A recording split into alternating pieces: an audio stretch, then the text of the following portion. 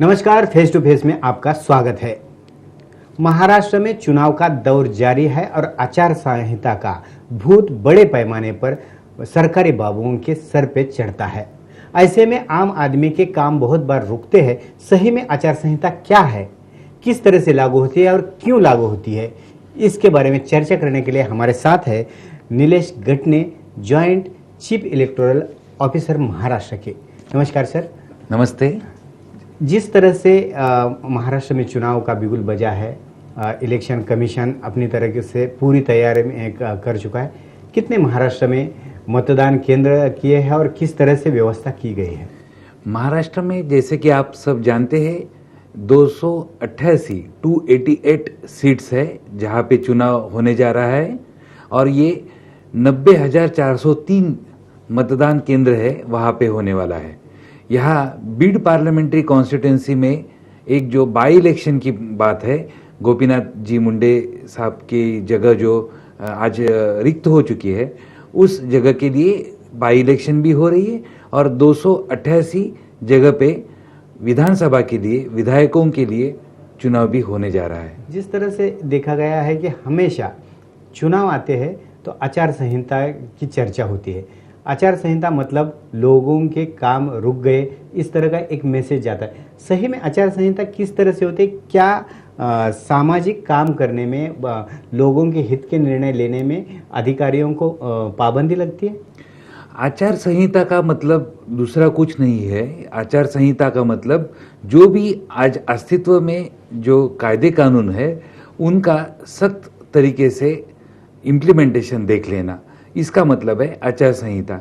और ये सब पॉलिटिकल पार्टीज के साथ चर्चा करते हुए भारत निवडणूक आयोग ने एक आदर्शवत कौन सा कैसा बर्ताव होना चाहिए इसकी एक संहिता रखी है, उसको हम आचार संहिता कह रही है। आचार संहिता का मतलब लेवल प्लेइंग फील्ड होना चाहिए।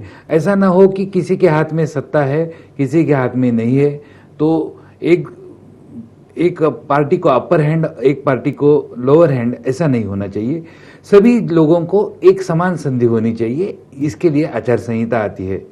जैसे कि चुनाव के दौरान किसी को ग्राउंड मिलना, एक ही ग्राउंड पे सभा लेने के लिए जगह मिलना या रेस्ट हाउसेस में आरक्षण होना, ये या हेलीकॉप्टर्स या जो भी यंत्रणा है उस यंत्रणा का सब लोगों को एक जैसा अच्छा तरीके से एक जैसा न्याय मिले, इसके लिए आचार संहिता करते हैं। इसका मतलब ऐसा नहीं है कि लोगों को कोई चीज़ उपलब्ध ना हो, ऐसी बात तो नहीं है। लेकिन इसमें एक बात सब लोगों ने जानना जरूरी है कि लेवल प्लेइंग फील्ड होना चाहिए और मतदाताओं के ऊपर कोई प्रभाव डालने वाली चीज़ ऐसे दौरान नहीं होना चाहिए। लेकिन जिस तरीके से बहुत बार पुलिस कर्मचारी हो या सरकारी अधिकारी हो, कोई भी लोगों के से जुड़ा हुआ मसला अगर हो, उसके बारे में आचार संहिता का नाम लेकर वो काम टाल देते। क्या ये आचार संहिता में बैठता है?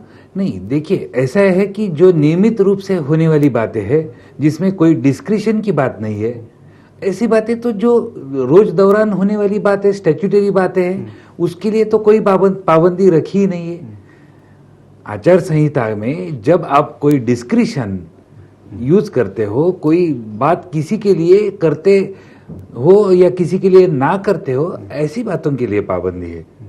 जिस तरह से कई जगह पे मीडिया अलग अलग चर्चा के प्रोग्राम्स करती है जो इलेक्शन प्रक्रिया को और लोगों तक पहुंचाने का प्रयास होता है। क्या ऐसे चीज़ों के लिए भी पाबंदी लगाई जाती है कि ये फंक्शन इस तरह से ना किए, चर्चा के प्रोग्राम?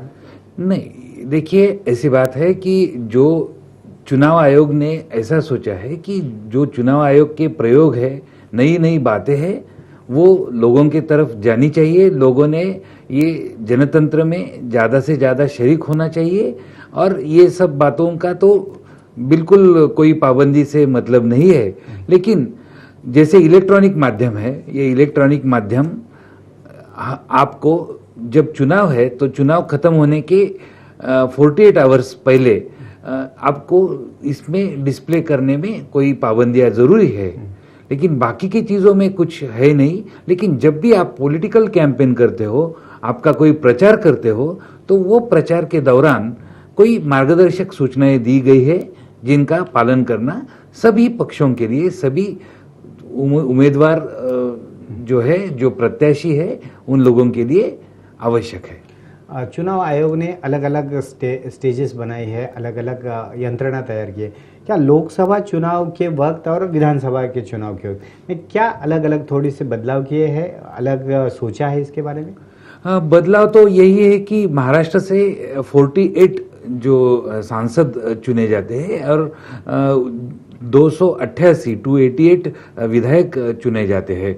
ये तो बहुत बड़ी फर्क की बात है। और बाकी तो मतदान केंद्र और निर्वाचन अधिकारियों और ये सभी यंत्रणा जैसे लोकसभा के समय में थी वैसी विधानसभा के समय में है। अभी इसमें एक सूची में फर्क हो गया है। जो लोकसभा चुनाव के समय सूची बनी थी वही सूची जैसे कि वैसे हमने यूज की है, लेकिन उसमें जो पिछले टाइम में माननीय उच्च न्यायालय में जो बातें हुई थी, उनके जो निर्देश थे, आदेश थे, उसके मुताबिक ये सूची में बढ़ोतरी हमने कर दी है। और उसके बाद आज की तारीख में निरंतर पुनरीक्षण प्रक्रिया में भी कुछ हमने मतदाता सूचियों में बाढ़ कर दी है। जो मतदाता लोकसभा चुनाव के समय में ये सूची में था वो सभी लोगों का समावेश विधानसभा के सूची में कंपलसरीली किया है। और उससे ज़्यादा जो लोग लेफ्ट आउट थे, जो बचे हुए थे, उन लोगों को भी हमने आज ऐड कर दिया है। और आज की तारीख में लगभग 8 करोड़ 25 लाख इतने हमारे मतदाता आज की तारीख में सूची में दाखिल है। पिछले बार जिस तरह से लोगों में काफ़ी रोष था कि हमारे नाम नहीं मिल रहे हैं, हमारे नाम मतदाता सूची से गायब हो गए हैं, तो उसके लिए क्या अलग सा सोचा है इस बार चुनाव आयोग ने? नहीं, ये बात तो देखिए, मैं आपको क्लियर करना चाहता हूँ सब लोगों को कि नाम किसी के भी ऐसे कुछ गायब नहीं किए थे। जो लोग सामान्य रूप से उस जगह पे नहीं रहते थे उनके बारे में सर्वेक्षण हो चुका था। और सर्वेक्षण के बाद जो ड्यू प्रोसीजर है, पूरी की पूरी कायदे कानून से प्रोसीजर फॉलो करने के बाद ही वो लोगों के नाम हमने हटा दिए थे। अभी वो सब बात होने के बाद लोकसभा चुनाव के बाद अभी लोगों को वापस स्पेशल समरी रिवीजन में हमने संधि दी है। और वो संधि के कारण लगभग स्पेशल समरी रिवीजन में 20 लाख और उसके बाद आज की तारीख तक 8 लाख, ऐसे 28 लाख लोगों का नाम सूची में नए पैमाने में हमने ऐड कर दिया है, शामिल कर दिया है। और बहुत से लोगों को हमने बिल्कुल पूर्ण संधि दी है कि जो लोग आज की तारीख में मतदार यादी में दाखिल नहीं है उनका नाम ऐड हो जाए। ये सब में लोगों ने एक बात सोचनी चाहिए, जब भी किसी आदमी को अपना व्हीकल ड्राइव करना है तो वो आरटीओ के ऑफिस में जाएगा और वहाँ से परमिट लेगा, अपना व्हीकल ड्राइविंग का लाइसेंस प्राप्त करेगा और तब व्हीकल रास्ते पे लाएगा। लेकिन लोगों की इच्छा ये है कि मतदाता सूची में उसका घर बैठे नाम आ जाए। और ये आशा लोगों की ठीक है, लेकिन उसमें थोड़ी भी लोगों की तरफ से भी कमियां रह जाती है।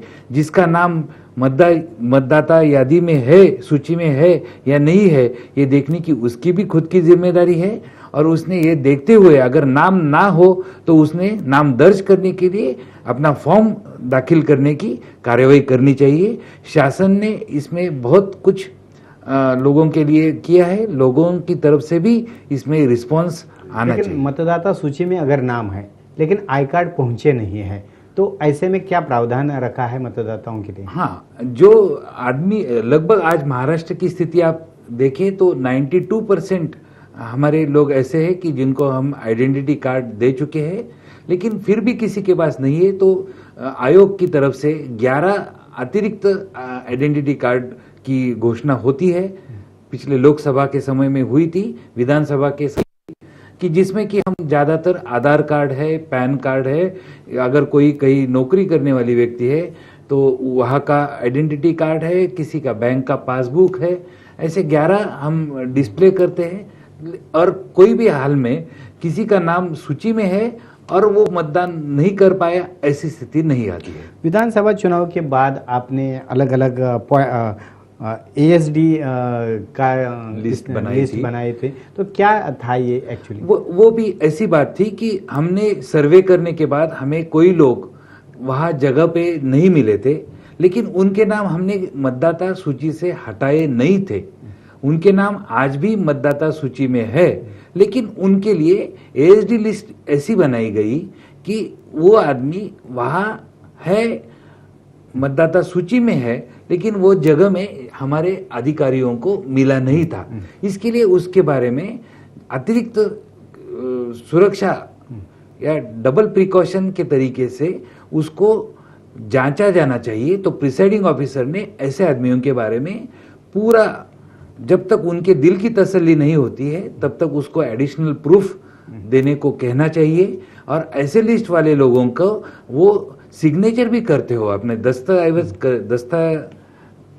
सिग्नेचर करते हो, फिर भी उनका अंगूठा का निशान हम लेंगे और उनके पास से एडिशनल प्रूफ मांगेंगे और हम पूरी तसल्ली करेंगे कि वो सही आदमी ही वहाँ हमारे पास मतदान करने के लिए आया है।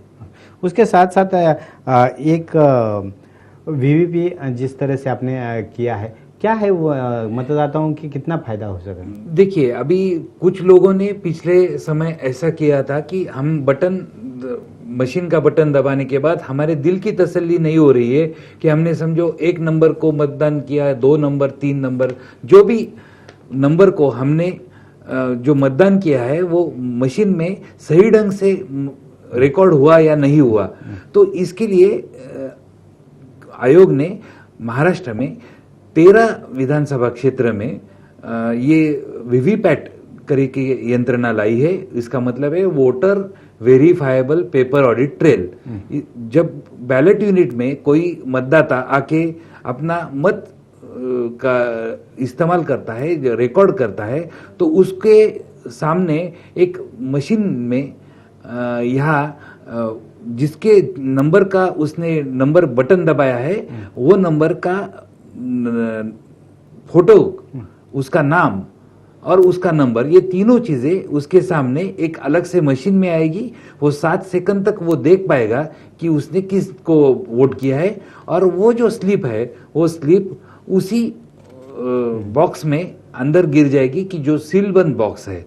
मतलब वो वोटर की पूरी तसल्ली हो गई कि उसने जो बटन दबाया था उसी नंबर को उसने वोट जाते हुए देख लिया। लेकिन जिस तरह से पिछली बार ऐसा आरोप किया जा रहा था कि एक बटन दबाया तो किसी एक ही पार्टी को अपने आप वोट जा रहा है, इसीलिए तो ये सुविधा 13 जगह पे हमने शुरू में दी है, क्योंकि आज की तारीख में पूरे भारत में आज 20,000 ही मशीन है।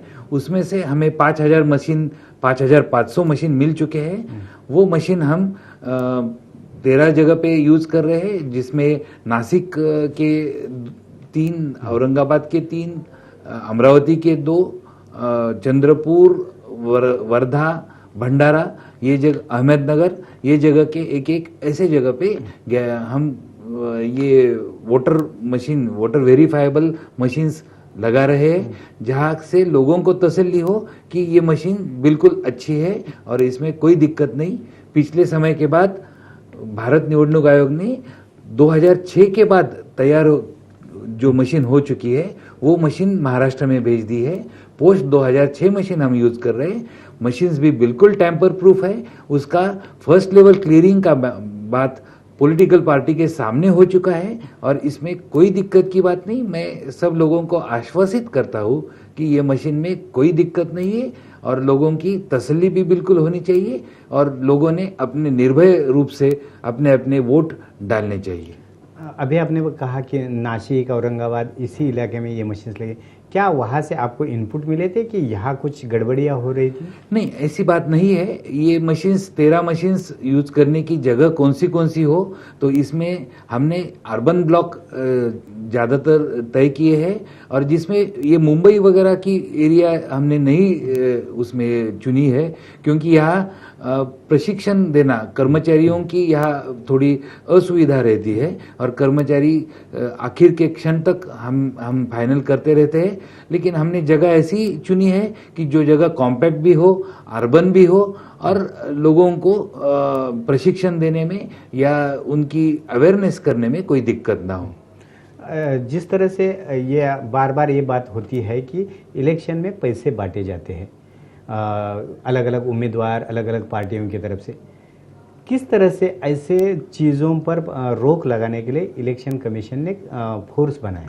इसमें तो देखिए, पहले तो हम इस बार इथिकल वोटिंग का हम संकल्पना लेके चल रहे हैं। लोगों से संकल्प पत्र हम कुछ विद्यार्थियों से भी ले रहे हैं कि भाई हम किसी भी दबाव में आके या प्रलोभन में आके हमारा वोट ना करें। दूसरी बात तो कंट्रोल की है, इसमें एक्सपेंडिचर कंट्रोल रिजिम किया है, जिसमें कि हमने हर असेंबली सेगमेंट में 3 flying squad, 3 static surveillance teams, video viewing teams, video surveillance teams कर दी है, जहां केंद्रीय निवडणूक आयोग की तरफ से एक्सपेंडिचर ऑब्जर्वर आएंगे, उनको एक असिस्टेंट एक्सपेंडिचर ऑब्जर्वर यहाँ से प्रोवाइड हो जाएंगे। ये हर डिस्ट्रिक्ट में डिस्ट्रिक्ट कंट्रोल रूम होगा जो 24 घंटे चालू रहेगा, और यहाँ कोई भी शिकायत आती है तो वो शिकायत को तुरंत अटेंड किया जाएगा ये फ्लाइंग स्क्वाड की तरफ से। और उसका इनकम टैक्स डिपार्टमेंट से भी हमने लिंकेज किया है, और जो चीज़ें कहीं से भी कंप्लेंट आ जाए तो उसको इमीडिएटली अटेंड किया जाए, और उसके ऊपर तुरंत अगर कोई बात सही में निकल आती है तो तुरंत पुलिस केस किया जाए। इसकी पूरी की पूरी व्यवस्था कर चुके हैं। इसका मतलब पूरे 288 कॉन्स्टिट्यूंसी में हर कॉन्स्टिट्यूंसी में 3 पूरी तरह से बराबर, हर कॉन्स्टिट्यूंसी में 3 flying squad, 3 static surveillance teams ये हमारी अस्तित्व में आ चुकी है। जिस तरह से पैसे बांटने के ऊपर आप तो कंट्रोल रखेंगे, जिस तरह से ये जो रात की पार्टियां चलती है अलग अलग कार्यकर्ताओं को लेकर, अलग अलग एरियाज को लेकर, उस पर किस तरह से रोक लगाने के लिए सोचा है? उसके यही जो हमारी टीम्स है, मॉडल कोड ऑफ कंडक्ट का जो ऑब्जर्वेशन है ये करने के लिए, या एक्सपेंडिचर कंट्रोल का मैकेनिज्म देखने के लिए जो हमारी टीम है, ये टीम की तरफ से उनके पास वीडियो भी दिए हैं पूरी संख्या में, व्हीकल्स भी दिए हैं, और उनको मैजिस्ट्रियल पावर्स भी दे दिए हैं। इस ढंग से ये सब टीम्स और ऑब्जर्वर केंद्र सरकार की तरफ से, अभी केंद्रीय निवडणूक आयोग की तरफ से हर असेंबली 2 असेंबली सेगमेंट के लिए एक जनरल ऑब्जर्वर और 2 या 3 असेंबली सेगमेंट के लिए एक एक्सपेंडिचर ऑब्जर्वर आएगा, जो निष्पक्ष रूप से अपनी राज्य सरकार के कोई अधिकारी ये नहीं होंगे, बाहर से आने वाले लोग हैं, और इनके सुपरविजन में ये सब यंत्रणा कार्यरत होगी। वो कोई भी शिकायत आ जाए या उनके तरफ से कोई भी सुझाव आ जाए तो उस सुझाव से हम ये सब ये व्यवस्था के ऊपर नियंत्रण रखेंगे। इसका मतलब लेट नाइट जो पार्टीज कार्यकर्ताओं या पार्टियों की तरफ से होती है उस पर रोक आएगी? बिल्कुल आएगी। पुलिस है या हमारी जो टीम्स है, ये टीम की तरफ से सब जगह पे इंस्पेक्शन होगा, और इसमें जो एक्सपेंडिचर सेंसिटिव एरिया है वहाँ तो विलेज अवेयरनेस ग्रुप या वार्ड अवेयरनेस ग्रुप भी स्थापन हो जाएगा, और उनकी तरफ से ये जगह का खबर हमारे पास आ जाएगी, और वो खबर के कारण ही वहाँ इंस्पेक्शन होगा, और वहाँ अगर कुछ गलत बात चल रही हो तो उसको तुरंत उसको रोका जाएगा। कितने महाराष्ट्र में कितने ऐसे सेंसिटिव कॉन्स्टिट्यूंसीज आपने डिटेक्ट की है? आज की तारीख में तो सेंसिटिव पॉकेट्स या सेंसिटिव एरिया जो है वो उस हर एक जिला के जो जिलाधिकारी है वो जिला पुलिस अधीक्षक के साथ और ये केंद्रीय निरीक्षक, इन लोगों के साथ चर्चा करके इसको फाइनल कर रहे हैं, क्योंकि ये चीज़ तो केंद्रीय निरीक्षक के उपस्थिति में ही फाइनल करनी है। तो आज ऐसी संख्या तो हमारे सामने नहीं है, लेकिन वो पर्याप्त संख्या होगी कि जहाँ ऐसा लगे कि कुछ क्रिटिकल बात है तो उसको जरूर हमारे निगरानी में रखा जाएगा। तो और जिस तरह से ज़्यादा वोटर्स बाहर आए, वोटिंग करे, क्या कर रहे हैं हम इस ज़्यादा से ज़्यादा वोट देने के लिए लोग बाहर? जैसे कि आज हम ये स्वीप कार्यक्रम की योजना आयोग के द्वारा हुई थी। स्वीप का मतलब SVEEP, systematic voters education and electoral participation. तो इसका 2 गुना कार्यक्रम है। स्वीप में पहले तो हमने रजिस्ट्रेशन किया, सबका पंजीकरण करने की प्रक्रिया की, और अभी लोगों का पार्टिसिपेशन, पूरे ये चुनाव के प्रक्रिया में लोगों ने ज़्यादा से ज़्यादा बाहर आना चाहिए। इसके लिए हमारे हर जिलाधिकारी की पर्यवेक्षण में ये कार्यक्रम चल रही है, जो कॉलेजेस में, स्कूलों में जा रहे हैं और लोगों को ये आह्वान कर रहे हैं। इसमें कि नेशनल आइकॉन 5 बनाए गए हैं, जैसे कि आप जान रहे महेंद्र सिंह धोनी है, मेरी कोम है, साइना नेहवाल, डॉक्टर अबुल कलाम आज़ाद और आमिर खान, ये 5 नेशनल आइकॉन है। इनके जो संदेश है इनके द्वारा भी लोगों को दिए गए हैं। महाराष्ट्र में भी 9 आइकॉन बनाए गए हैं, उनके माध्यम से हम लोगों को पहुंच रहे हैं। और आप देखेंगे कि पिछले लोकसभा में 2009 के लोकसभा के तुलना में 10% तक ज़्यादा वोटिंग हो गया। ये चीज़ हम सब लोगों ने महसूस की है। बहुत बार वोटर्स की पर्ची पहुंचती नहीं वोटिंग के दिन, इसलिए क्या आपने कोऑपरेटिव जो हाउसिंग सोसाइटी है उनके पदाधिकारियों के ऊपर ये जिम्मेदारी डालने का निर्णय लिया? हाँ, देखिए, लोकसभा के चुनाव से ही हमने सरकार की तरफ से लोगों को वोटर स्लिप का डिस्ट्रीब्यूशन करना, ये कार्यक्रम हाथ में लिया। और ये कार्यक्रम बहुत अच्छे ढंग से, लगभग 70 से 75% तक हमने इसका डिस्ट्रीब्यूशन करने में यश मिल गया।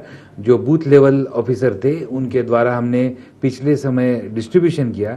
लेकिन अर्बन एरिया में थोड़ा हमें ऐसा महसूस हुआ कि यहाँ थोड़ा डिस्ट्रीब्यूशन करने में दिक्कत हो रही है। एक तो लोग दोनों घर में से सभी लोग, बहुत से घर ऐसे हैं कि जहाँ दिन भर काम के लिए बाहर जाते हैं, और हमारे ऑफिसर्स का भी उनके तक पहुंचना थोड़ा मुश्किल होता है। तो वहाँ कोऑपरेटिव सोसाइटी के जो भी कोई पदाधिकारी है कोऑपरेटिव हाउसिंग सोसाइटी के, तो उनके माध्यम से अगर डिस्ट्रीब्यूशन हो जाए तो ये बात बहुत अच्छी होती है और सबके लिए सुविधा की होती है। इसमें सब लोगों ने पार्टिसिपेशन मानना चाहिए। अपने ऊपर जिम्मेदारी आ गई या ये मेरा काम नहीं है, ऐसा अगर कोई मानेगा तो ये लोकतंत्र में अच्छी बात नहीं होगी। क्या ऐसे पदाधिकारियों पर कार्रवाई करने की भी चर्चा चल रही है? कार्रवाई, वही तो, कार्रवाई से तो हम ज़्यादा विश्वास रखते हैं कि उनका पार्टिसिपेशन हो। ये सब अपने लिए है, अपने पूरे दुनिया में हम, भारत का लोकतंत्र बहुत अच्छा है, ये सब लोगों को हम कहते हैं तो इसमें हर एक की काम की जिम्मेदारी भी है। हम बहुत बार देखते हैं कि जब भी अभी इलेक्शन की ड्यूटी लगाई जाए या ऐसा कोई इलेक्शन का काम बताया जाए तो लोगों की तरफ से अलग अलग तरीके के बहाने आ जाते हैं। तो ये ज़्यादा नहीं है, लेकिन 10-15% जगह पे ये ऐसी बातें महसूस होती है। तो मेरा आह्वान है लोगों को कि कार्रवाई की बात क्यों करें, ये लोगों ने अपनी खुद की जिम्मेदारी माननी चाहिए। ये लोग लोकतंत्र के बारे में बाहर बात करेंगे और अपना खुद का काम नहीं करेंगे, ऐसी बात तो अच्छी नहीं लगती है। तो लोगों ने इसमें कार्रवाई होने से बेहतर है कि उन्होंने खुद शरीक होना और जो भी काम बताया गया है या जो भी काम अपने उचित ढंग से करने की ज़रूरी अपने दिल से महसूस है, वो काम बिल्कुल आगे होके करे तो हमें बहुत अच्छा सहयोग मिलेगा और ये सब व्यवस्था और अच्छी तरीके से करने में उनका अमूल्य मत मिल जाएगा। बिल्कुल सही। ये थे महाराष्ट्र के joint chief electoral officer Nilesh Gatne साहब। उन्होंने एक साथ कर दिया है कि ज़्यादा से ज़्यादा मतदार बाहर निकले, वोटिंग करे, अपना हक बजाए, और जिसके तहत ये जनतंत्र और मजबूत हो। ये अपेक्षा करते हैं कि इस बार ज़्यादा से ज़्यादा मतदाता बाहर निकलेंगे वोटिंग करने के लिए। आज के लिए बस इतना ही, फिर मिलेंगे एक नए शख्सियत के साथ। तब तक मुझे रणधीर कामले को इजाज़त दीजिए। धन्यवाद।